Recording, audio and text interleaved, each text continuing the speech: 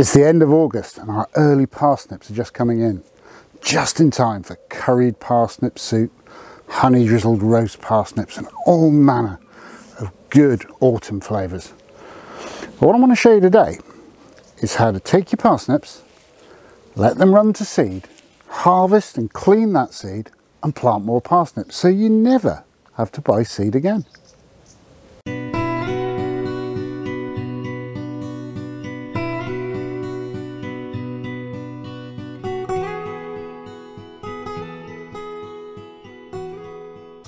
Hello, welcome to English Country Life and welcome to the garden.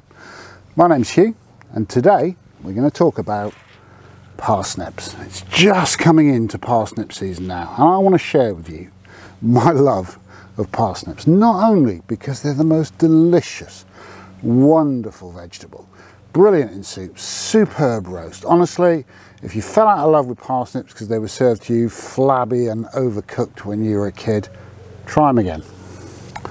But also because I want to show you this as an example of something that we do here. We plant our parsnips round about May time when the soil is warm, and the old way of telling if the soil's warm enough is for the bloke of the family to drop his trousers, put his bare backside on the soil, and if it's comfortable, the soil's warm enough to plant your parsnips. If you plant the seed in cold soil, what's going to happen is it's going to rot before it gets a chance to germinate because it isn't warm enough to germinate and it is subject to rotting. But we're going to show you how to plant your parsnips, grow wonderful parsnips like these, and in another couple of months these will be monstrous great things. But then how to leave some, let them flower in their second year, because parsnips are biennial. So parsnips put on a lot of storage, which is where we get these wonderful roots from in the first year.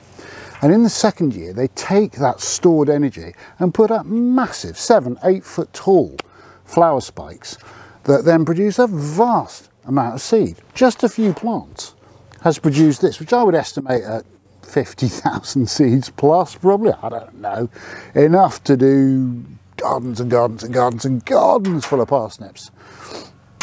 So we're going to plant parsnips, harvest parsnips, leave some in the ground, let them shoot up their massive, majestic, beautiful flower spikes, let them turn to seed, harvest and process that seed, and then replant it. So no money changes hands, year after year after year. You can produce your own seed, your own food, all for nothing but time.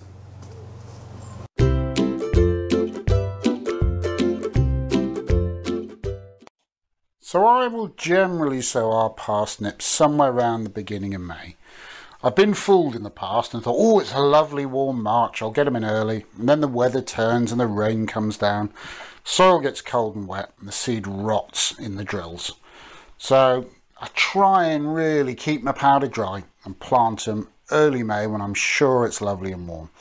And sow more thinly than you think, because a big parsnip really want sort of 4 inches or more of width. So if you plant them very thickly, they really won't have room to grow and expand. And I do like to mark the rows, and people think that's a little bit uptight, but the reason for it, if you mark your rows clearly, then when the seeds come up, it's very easy to see along the lines, and it's easy to tell what's weed and what's seed.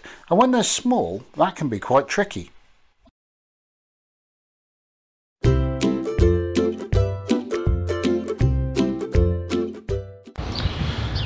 These are the parsnips we sowed earlier this year. They're doing well, and as you can see, they're a decent size now, more than large enough to harvest for a good roast dinner, but we'll get bigger with a little bit of additional time.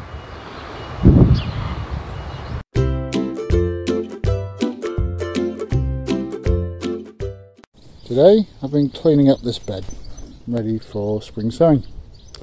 This was a parsnip bed last year. What might interest you is I've left 8 or so parsnips in the second year.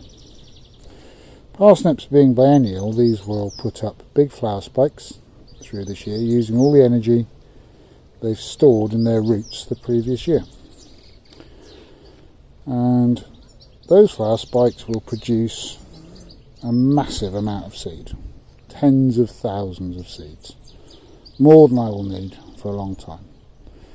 But interestingly, parsnip seed doesn't keep very well, so we'll put a few in, allowing for some spoilage.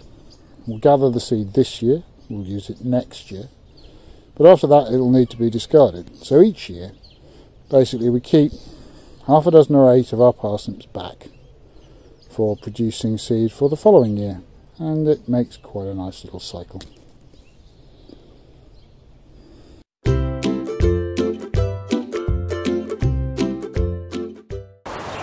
It's the 1st of August. It's a beautiful day. We haven't had many this summer, and you can see now how tall that these parsnips have become. And I'm going to bring you in close and show you what we're looking for on the seed, and also, quite importantly, what we're not looking for. There's 1 or 2 that will need to be discarded here. So come on in, have a quick look. Let's have a look at our parsnip seed. This is what we're looking for. Lots and lots of brown seeds, nice and open, with air around them.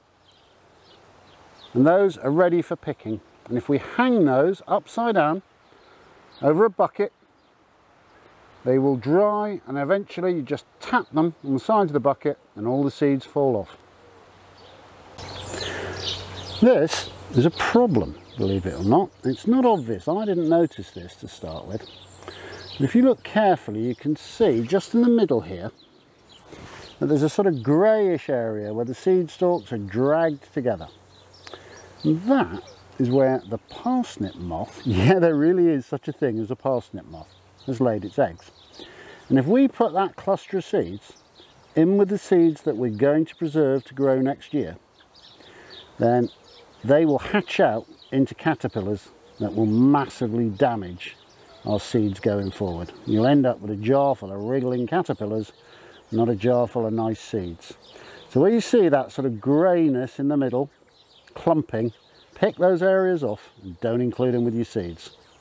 It's always a bit of a game to work out when to harvest. These have gone possibly a little bit over where I want them. They're almost too dry, and if I shake them, you may just see seeds are starting to drop and the parsnips starting to self-seed, which is how it propagates in the wild. And that's not a problem, because lots of the other heads are still at just the right level of ripeness to harvest. But there's always a balancing act. If you leave them too long, you'll get a lot of self-seeded parsnips. So about now, it's time to harvest our parsnip seed, or at least the darker, riper ones. I'll probably do a couple of 3 pecks of the parsnip seed. And I finish them off in this 5-gallon bucket that I put a bar across the top. Don't worry if you haven't got one, just get anything, a trug, an old oil drum, conventional builder's bucket, whatever. Take the seeds, hang them upside down off something. You can just balance a stick across the top, tie a bit of string around a few heads and hang them upside down so that as the seeds fall, they fall in the bottom of the bucket. So that is a beautifully ripe head. The ones next to it, not so much. So I'm being selective, taking the riper heads, and I'm checking to make sure I've got no moth infestations anywhere that I'm picking a head from. If there are any, I will discard the entire head. Otherwise, you tend to lose your whole seed harvest. And you may see occasionally seeds jumping around here. That's because they're fully ripe and ready to drop. There we go, that's one nice bunch.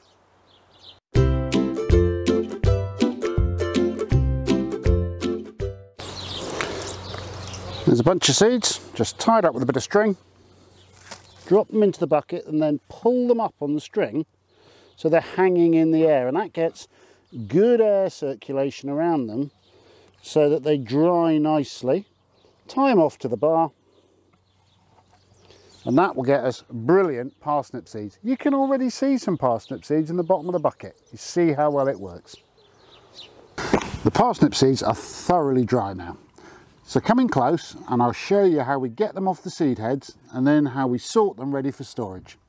You can see the brown nature of the seed heads. And if I move the tied up heads away, you can also hopefully see that a lot of seed heads have already dropped in the bottom of the bucket. What we've got to do now is get the rest of them off the seed heads. So the first step is just to untie each bundle of seed heads.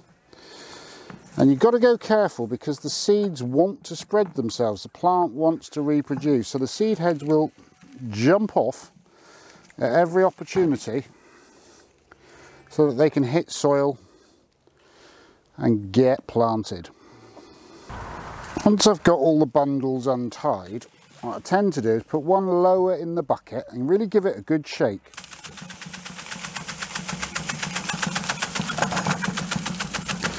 And hopefully at least most of the seeds then will drop to the bottom of the bucket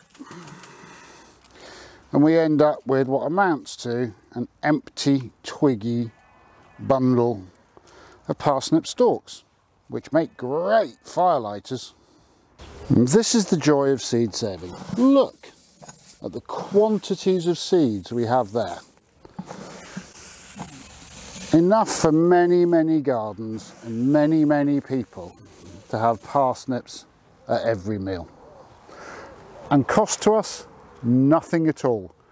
Once you get into seed saving, you can produce great big quantities of seed for yourself and your friends, and it costs you nothing but your time. We got a good amount of parsnip seed there. Before I store it, I like to get rid of any little bits and pieces, sort of twigs and bits of the stem and all the other sort of detritus that isn't actually seed, just to make it easier to store, easier to plant. Let me show you how I do that. One of the best ways I've found of separating the seeds from any other material is to put, a good handful onto a tray, get it all down one end, and then very gently, at a gentle incline, just tap. And can you see that all these sort of twiggy bits are coming to the top? And you can just pick them out, throw them away. One of the reasons I do it outside. And then if you shuggle it from one end to the other, you often find again that another layer of denser material comes up. When I've cleaned a small amount of seed, I'll take a jar, label it, and I usually use one of the jam funnels, and then from the corner of the tray I can just pour the seed into the jar.